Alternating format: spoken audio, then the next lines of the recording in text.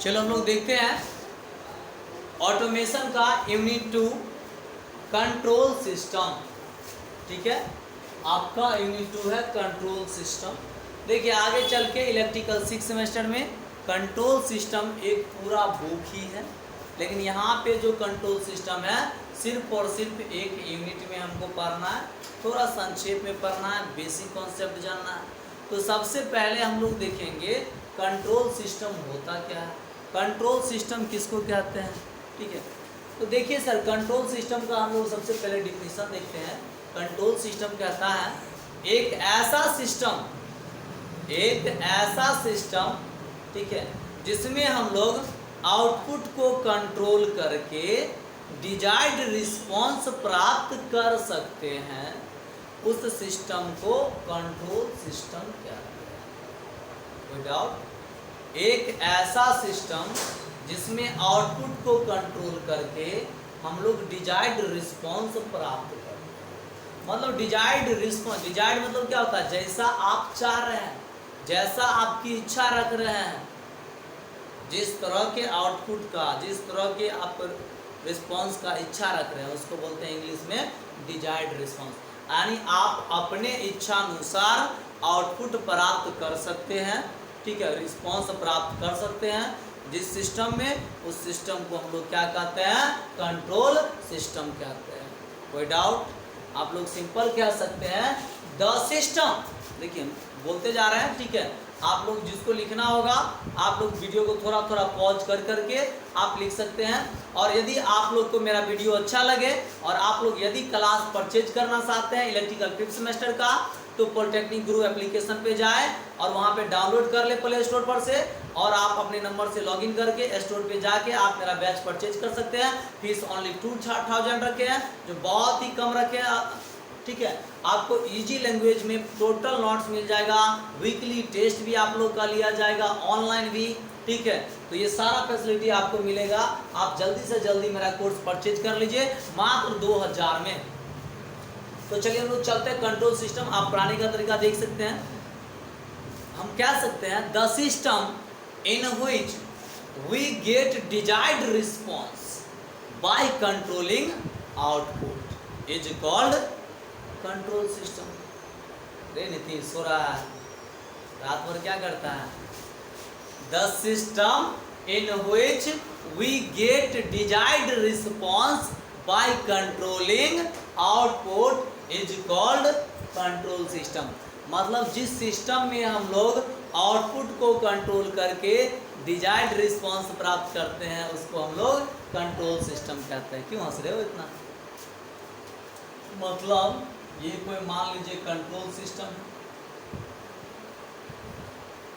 हम लोग क्या करेंगे, इनपुट इधर देंगे और इधर क्या मिलेगा, हमें आउटपुट मिलेगा। तो यहाँ पे आउटपुट को बोलता है कंट्रोल करके हम जिस तरह का रिस्पांस प्राप्त करना चाहे कर सकते हैं, इस तरह के सिस्टम को कंट्रोल सिस्टम कहते हैं। अब देखिए कहता है एक टॉपिक है features of good control system. एक अच्छे कंट्रोल सिस्टम का क्या क्या फीचर्स होना चाहिए। Features of good control system. ठीक है, जब तक आप किसी से पढ़ोगे नहीं, किसी को जानोगे नहीं, उसके पहले आप किसी को जज मत करो।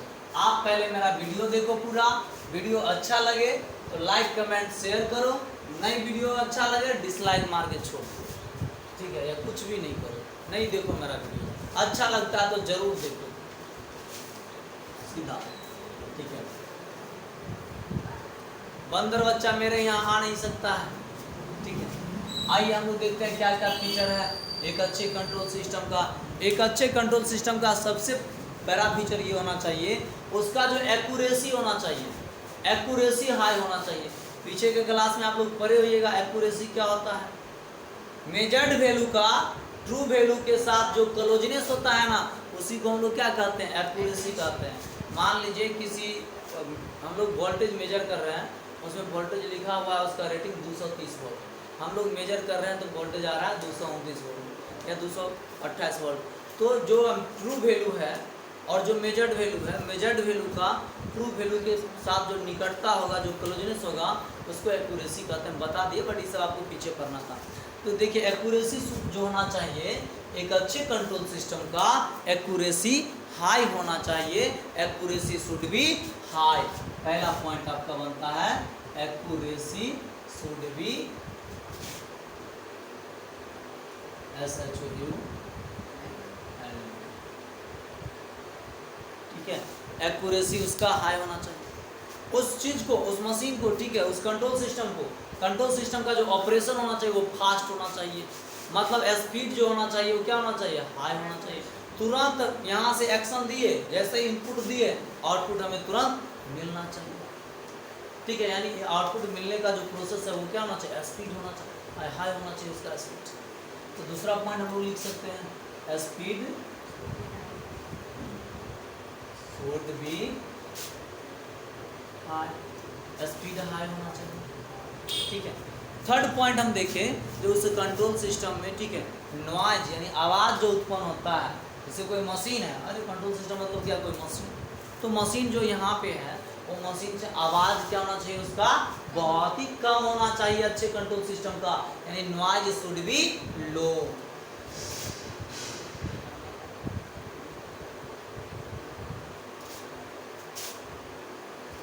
नॉइज उसका लो होना चाहिए। नेक्स्ट बात करें, देखिए सेलेक्टिविटी।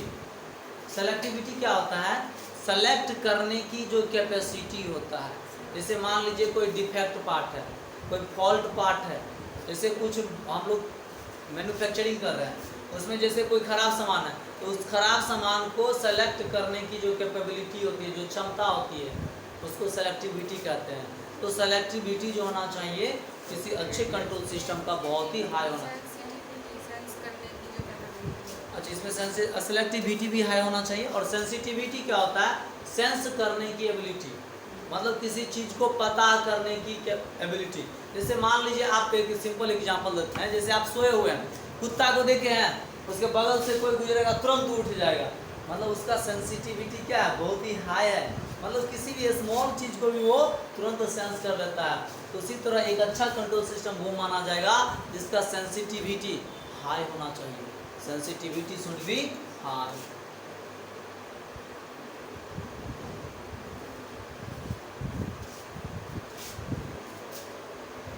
उसका सेंसिटिविटी हाई होना चाहिए। नेक्स्ट बात है बैंडविड्थ। देखिए बैंडविड्थ क्या होता है, बैंडविड्थ जो होता है ना, चौड़ाई होता है एक, या रीजन होता है, एक क्षेत्र होता है जिसमें कोई मशीन एक ऑपरेट करता है। तो बैंडविड्थ जितना ज़्यादा लार्ज होगा किसी भी कंट्रोल सिस्टम के लिए उतना अच्छा होगा, ठीक है। तो बैंडविड्थ क्या होना चाहिए सर, लार्ज होना चाहिए। Bandwidth should be large.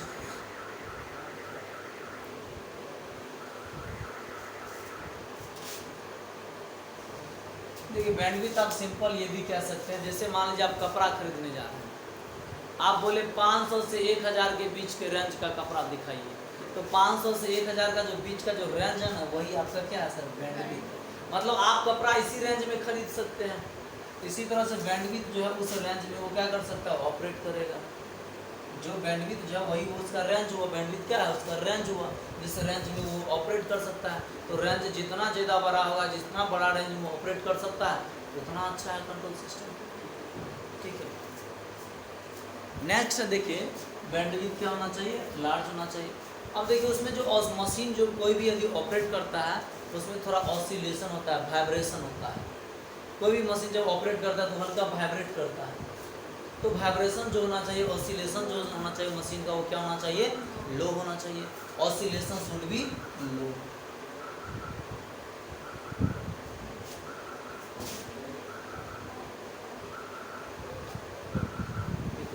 यानी उसका ऑसिलेशन लो होना चाहिए।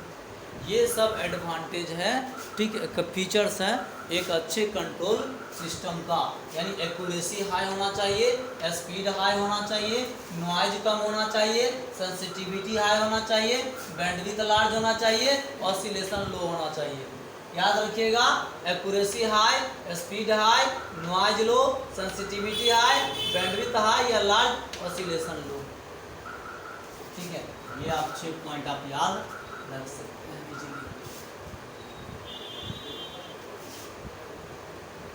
आप लोग बेटर रहेगा, नोट करते जाइएगा, ठीक है। आप वीडियो पॉज कर करके नोट कर सकते हैं, ऐसे तो हम यहाँ पे लिख ही देते हैं इजीली। अब देखिए हम लोग चलेंगे टाइप्स ऑफ कंट्रोल सिस्टम। तो कंट्रोल सिस्टम का मेनली जो दो टाइप होता है, समझे। एक होता है ओपन लूप कंट्रोल सिस्टम और दूसरा होता है आपका क्लोज लूप कंट्रोल सिस्टम।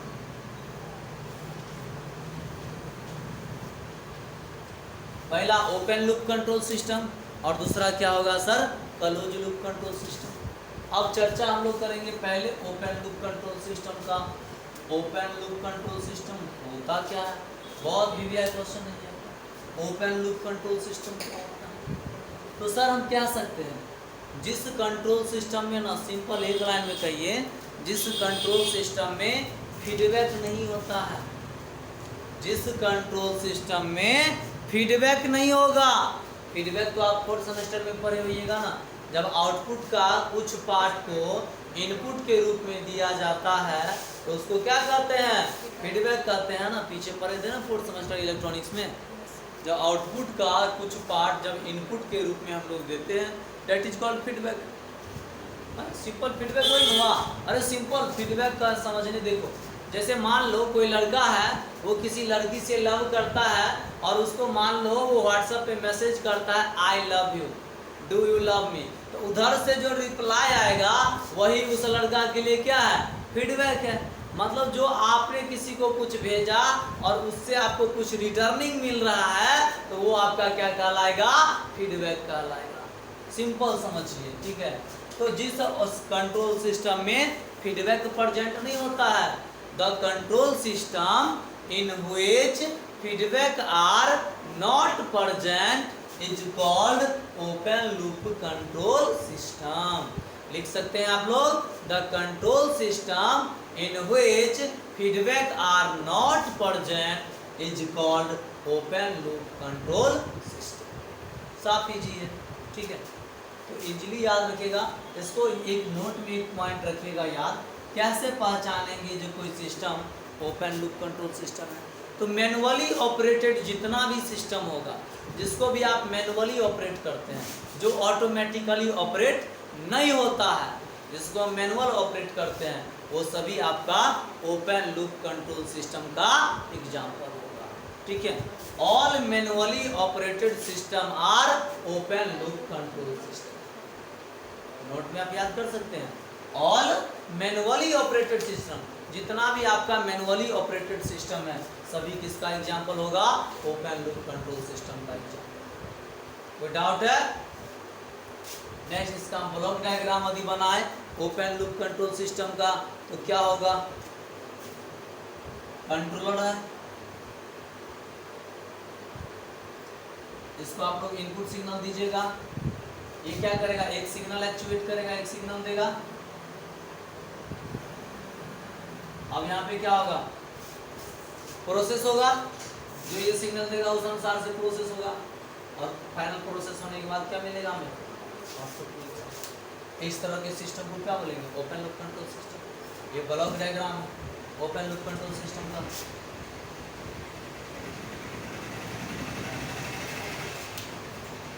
अब हम लोग बात करते हैं इसके एग्जाम्पल का। जैसे देखिए स्विच है, स्विच को आप क्या करते हैं, मैनुअली ऑपरेट करते हैं, ओपन लूप कंट्रोल सिस्टम है क्या, मैनुअल स्टेबलाइजर होगा, ठीक है। तो जिसको भी आप लोग मैनुअली, ठीक है, ऑपरेट करते हैं, वो सभी आपका क्या कहलाएगा, ओपन लूप कंट्रोल सिस्टम के अंतर्गत आता है, ठीक है। अब लोग इसका एडवांटेज देखते हैं, फिर डिसएडवांटेज देखेंगे ओपन लूप का। ओपन लूप कंट्रोल सिस्टम का एडवांटेज क्या है,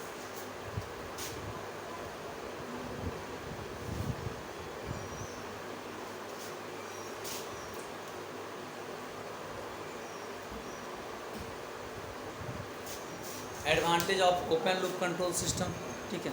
पहला एडवांटेज इसका ये है, ठीक है, तो इसका कंस्ट्रक्शन बड़ा ही आसान होता है। पहला पॉइंट आप लिखिएगा, सिंपल इन कंस्ट्रक्शन। इसका कंस्ट्रक्शन क्या होगा सर, आसान होगा, एकदम बउआ की तरह। देखिए था ना ब्लॉक डायग्राम, अरे भाई इनपुट देंगे, ठीक है, कंट्रोलर को, कंट्रोलर क्या करेगा, एक सिग्नल देगा, सिग्नल प्रोसेस होगा, आउटपुट हमें मिल जाएगा। कोई फीडबैक आर का झंझट ही नहीं है। तो इसका पहला पॉइंट कंस्ट्रक्शन क्या होगा, सिंपल होगा, सिंपल कंस्ट्रक्शन। सेकेंड पॉइंट बात करें, यदि कंस्ट्रक्शन किसी का आसान हो तो उसका दाम सस्ता होता है, उसका कॉस्ट कम होता है। तो सेकेंड पॉइंट लिख सकते हैं, cost is low, it's cost is low. Open loop control system का जो कॉस्ट होगा, जो दाम होगा, वो क्या होगा, सस्ता होगा, कम होगा। देखिए यदि इसका कंस्ट्रक्शन आसान है तो इसका मेंटेनेंस भी क्या होगा, आसान होगा, लेस मेंटेनेंस इज रिक्वायर्ड, बहुत कम मेंटेनेंस का जरूरत पड़ेगा भाई। और एक और बात याद रखिएगा, जब लेस मेंटेनेंस रिक्वायर्ड है तो यदि मेंटेनेंस कम है तो मेंटेनेंस का जो चार्ज होगा, मेंटेनेंस कॉस्ट, वो भी क्या होगा, कम होगा। Maintenance cost is less, less maintenance is required, तो लेस मेंटेनेंस कॉस्ट भी होगा भाई। यदि मेंटेनेंस जिसका कम है तो उसके मेंटेनेंस का खर्चा भी क्या होगा सर, कम ही न होगा, तो मेंटेनेंस कॉस्ट कम होगा। दूसरी बात, ये एक जो है open loop control system stable operation है, इनपुट दो डायरेक्टली आउटपुट मिल रहा है, बीच में कुछ नहीं करना है, तो ये एक स्टेबल ऑपरेशन होता है, कह सकते हैं। बात करें डिसएडवांटेज का, इसका डिसएडवांटेज क्या है, तो एडवांटेज में आपने क्या देखा, इसका कंस्ट्रक्शन बहुत ही सिंपल होता है, इसका कॉस्ट लो होता है, इसका मेंटेनेंस आसान है, इसका मेंटेनेंस कॉस्ट कम होता है, ठीक है। ये एक स्टेबल सिस्टम है, कोई डाउट है, याद रहेगा इजीली। अब हम लोग बात करते हैं डिसएडवांटेज का। डिसएडवांटेज पहली बात ये है, तो ओपन लूप में क्या होगा, आपने इनपुट दिया, आउटपुट आपको मिल गया, आप डिजायर्ड आउटपुट इससे प्राप्त नहीं कर सकते हैं, जो मिल गया सो मिल गया, एक बार में दोबारा आप कुछ नहीं कर सकते।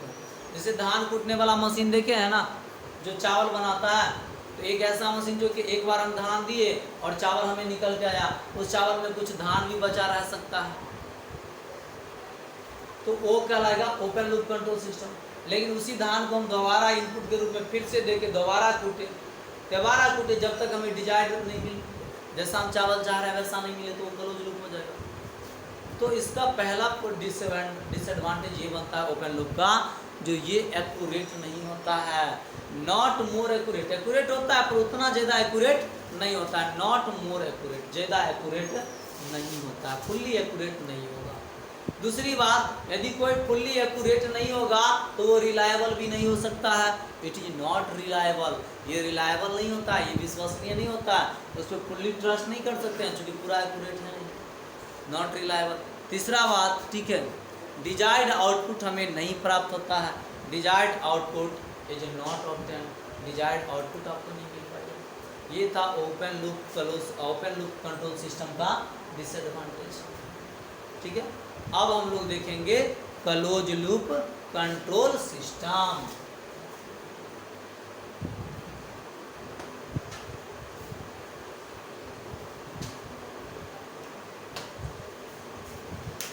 देखिए sir, close loop control system क्या होता है।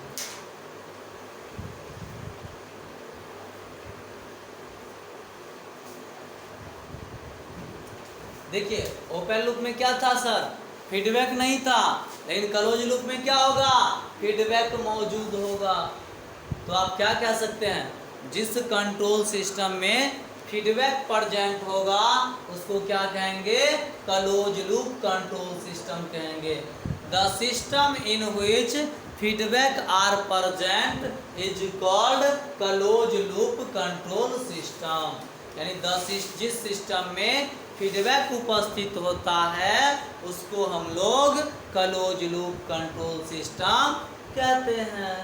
The control system in which feedback are present is called close loop control system. इसका पहचानने का सिंपल तरीका है, ठीक है, जो भी मशीन ऑटोमेटिकली वर्क करेगा, ये मैनुअल वर्क नहीं करेगा, सारा चीज ये क्या करेगा, ऑटोमेटिकली वर्क करेगा, यानी all automatically systems are called close loop control system. जितना भी ऑटोमेटिकली कंट्रोल सिस्टम होगा, ऑटोमेटिकली वो कंट्रोल होगा, वो सारा सिस्टम क्या होगा, आपका क्लोज लूप कंट्रोल सिस्टम का एग्जांपल होगा।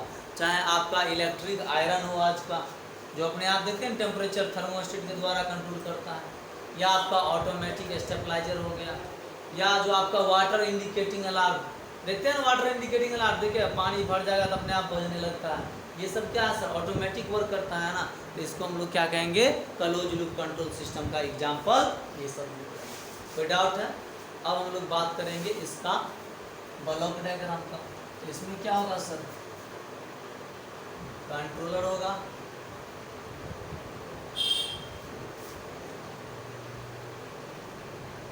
यहाँ से हम इनपुट देंगे, प्रोसेस होगा, सिग्नल यहाँ पे एक्चुएट करेगा। देखिए कंट्रोलर को इनपुट मिला, सिग्नल को एक्चुएट करेगा, प्रोसेस होगा और आपको क्या मिलेगा, आउटपुट। लेकिन यदि इस आउटपुट यदि डिजायर्ड आउटपुट नहीं है तो यहाँ से फीडबैक लेकर के यहाँ आप इसको क्या कर सकते हैं, दे सकते हैं, ये आपका क्या हो जाएगा, फीडबैक हो जाएगा।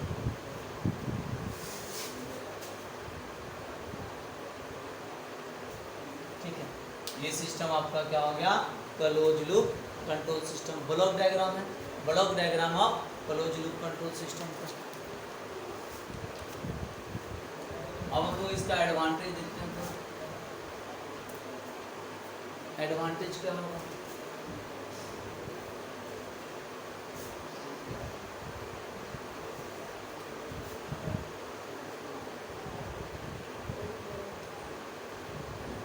क्लोज लूप कंट्रोल सिस्टम का एडवांटेज हम लोग देखते हैं।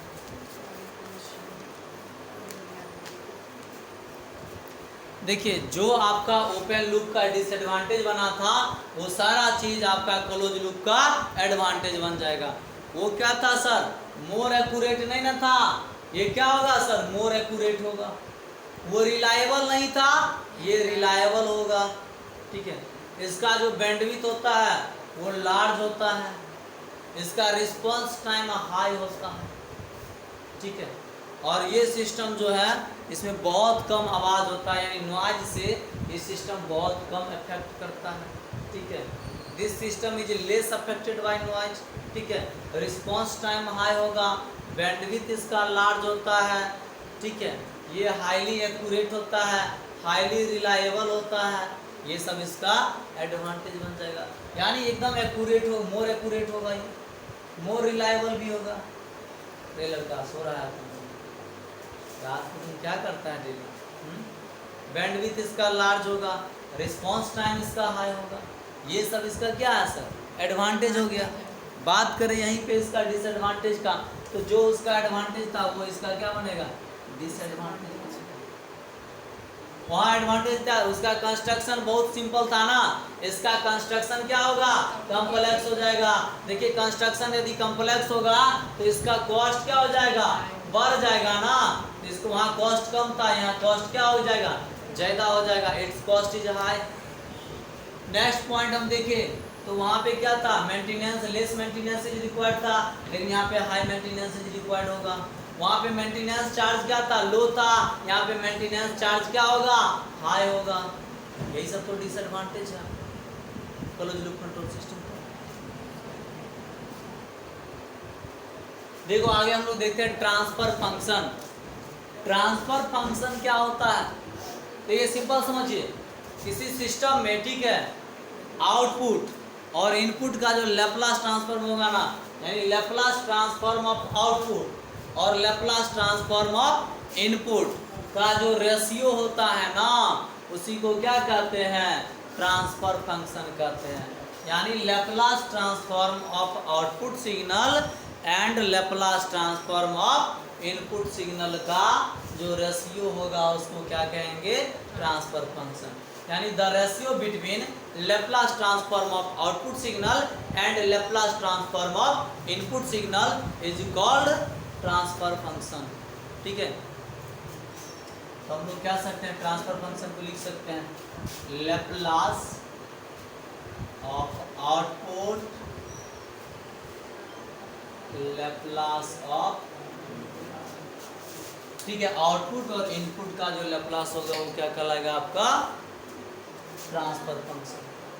ट्रांसफर फंक्शन को मेनली जो है वो जी ऑफ एस से हम लोग रिप्रेजेंट किए थे। दे सकते हैं, या ट्रांसफर फंक्शन तो जी ऑफ एस है, ठीक है। मान लीजिए कोई सिस्टम है, किसी सिस्टम को यदि दिखाएं हम इस तरह से ब्लॉक डायग्राम के रूप में, तो ये ट्रांसफर फंक्शन होगा, एक तरह से क्लोज लूप कंट्रोल सिस्टम। हाँ। इधर से हम लोग क्या देंगे, इसको इनपुट देंगे, इनपुट को जनरली जो है ब्लॉक ट्रांसफर फंक्शन में आर ऑफ एस से रिप्रेजेंट करते हैं, और आउटपुट को हम लोग जनरली जो है सी ऑफ एस से रिप्रेजेंट करते हैं, ठीक है। यहाँ पे आप जनरली इससे रिप्रेजेंट करते हैं, और ट्रांसफर फंक्शन को हम लोग जी ऑफ एस से रिप्रेजेंट करते हैं।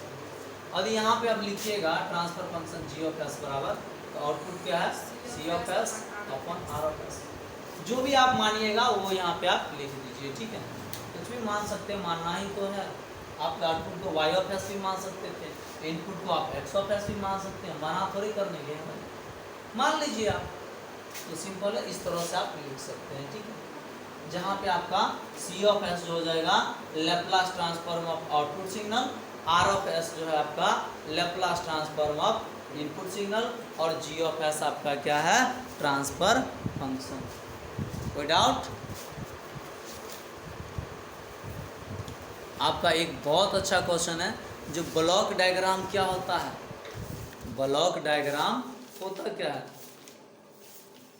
देखिए बहुत अच्छा वीवीआई क्वेश्चन, नहीं वीवीआई क्वेश्चन तो नहीं कहेंगे, पर इम्पोर्टेंट क्वेश्चन हम लोग जरूर कहेंगे,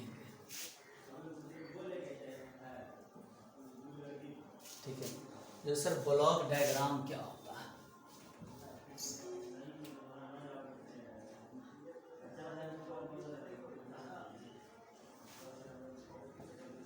ब्लॉक डायग्राम आखिर रियल में होता क्या है। देखिए किसी सिस्टम का जो फंक्शन है ना, किसी सिस्टम का फंक्शन जब उसको हम लोग सिंबल के रूप में रिप्रेजेंट करते हैं, किसी सिस्टम के फंक्शन को जब हम लोग सिंबल के रूप में रिप्रेजेंट करते हैं, तो वो क्या कहलाता है, ब्लॉक डायग्राम कहलाता है। यानी symbolic representation of a function of A system या इन ए सिस्टम। किसी सिस्टम में फंक्शन का जो सिंबॉलिक रिप्रेजेंटेशन होगा, symbolic representation of a function in A system is called block diagram, ठीक है। कोई भी फंक्शन होगा, कोई भी सिस्टम, किसी सिस्टम का कोई फंक्शन है, जब उस फंक्शन को हमको किसके रूप में दिखाना है, सिंबल के रूप में, तो उस सिंबल के रूप में जो दिखाएंगे, जो रिप्रेजेंट करेंगे किसी फंक्शन को, यानी सीधा कहिए ना, किसी फंक्शन को सिंबल के रूप में रिप्रेजेंट करना ब्लॉक डायग्राम कहलाता है। याद रहेगा, symbolic representation of a function in A system is called block diagram. Symbolic representation of a function is called block diagram. एक लाइन में क्या सकते हैं। अब है आपका इस ब्लॉक डायग्राम का रिडक्शन टेक्निक, बहुत ही वीवीआई क्वेश्चन, ब्लॉक डायग्राम का रिडक्शन टेक्निक, ठीक है। हेडिंग क्या है, ब्लॉक डायग्राम रिडक्शन टेक्निक, फिर देखेंगे reduction rule. Block diagram reduction technique. Block diagram reduction technique क्या है, सबसे पहले आप क्या काम कीजिए, सबसे पहला रूल ये है, सारा ब्लॉक को आप चेक कीजिए, चेक कीजिए क्या ब्लॉक सीरीज में कनेक्ट है। यदि ब्लॉक सीरीज में कनेक्ट है तो उसको सिंपलीफाई कीजिए। Check the blocks connected in series then simplify it. Check कीजिए जो ब्लॉक सीरीज में है, यदि सीरीज में है तो सिंपलीफाई कीजिए। सेकंड पॉइंट, आप चेक कीजिए ब्लॉक पैरेलल में है, यदि पैरेलल में है तो उसको सिंपलीफाई कीजिए। Check the blocks connected in parallel then simplify it. या दोनों को एक साथ भी हम मिला सकते थे। जो ब्लॉक को चेक कीजिए कि सीरीज या पैरेलल में है, सीरीज में पैरेलल है तो सीरीज वाला फार्मूला लगाइए, पैरेलल में यदि कनेक्ट है तो पैरेलल वाला फार्मूला लगा के उसको क्या कीजिए, सिंपलीफाई कीजिए। अलग अलग लिखना है तो अलग अलग लिखिए। Check the blocks connected in series then simplify it. Check the block connected in parallel then simplify it. या एक साथ दोनों को लिखना है तो लिख लीजिए एक ही पॉइंट में, check the blocks connected in series और parallel then simplify it by using proper formula. ठीक है, जो प्रॉपर फॉर्मूला होगा वो लगा के हम क्या करेंगे, इसको सिंप्लीफाई करेंगे। ये आपका पहला टर्म। यदि सेकंड टर्म की बात करें तो आप चेक कीजिए। ठीक है, ये तो हो गया। तीसरा है, यदि आपको, ठीक है, टेकअप पॉइंट या समिंग पॉइंट में कोई प्रॉब्लम है, यदि आपको सॉल्व करने के दौरान टेकअप पॉइंट या समिंग पॉइंट के सेकंड क्या है, सेकंड सॉरी उससे पहले फीडबैक है। यदि आपके सिस्टम में चेक कीजिए क्या ब्लॉक में कोई फीडबैक भी है। यदि कोई फीडबैक है तो उसको सिंप्लीफाई कीजिए, फीडबैक वाला रूल लगा, फॉर्मूला लगा के। आगे हम बताएंगे रूल क्या है। ठीक है, ये टेक्निक अभी चल रहे हैं। तो यदि कोई फीडबैक मौजूद है, यदि आपको ब्लॉक में क्या है, फीडबैक सिग्नल मौजूद है, तो उस फीडबैक सिग्नल को क्या कीजिए, सिंप्लीफाई कीजिए। Check the blocks in any feedback are present if then simplify. यदि चेक कीजिए, यदि कोई ब्लॉक्स में यदि कोई फीडबैक होगा तो उस फीडबैक को क्या कीजिए, आप सिंप्लीफाई कीजिए। कोई डाउट? पहला पॉइंट क्या चेक करना था, चेक करना है ब्लॉक सीरीज या पैरेलल में कनेक्ट है। यदि सीरीज या पैरेलल में कनेक्ट है तो उसका फॉर्मूला लगा के उसको सिंप्लीफाई कीजिए। सेकंड पॉइंट चेक करना है आपको, चेक कीजिए जो ब्लॉक में कोई फीडबैक सिग्नल भी है। यदि कोई फीडबैक सिग्नल है तो उसको क्या कीजिए, आप सिंप्लीफाई कीजिए। थर्ड पॉइंट आपका ये बनता है। ठीक है, थर्ड जो आप चेक कीजिए, यदि आपको सॉल्व करने के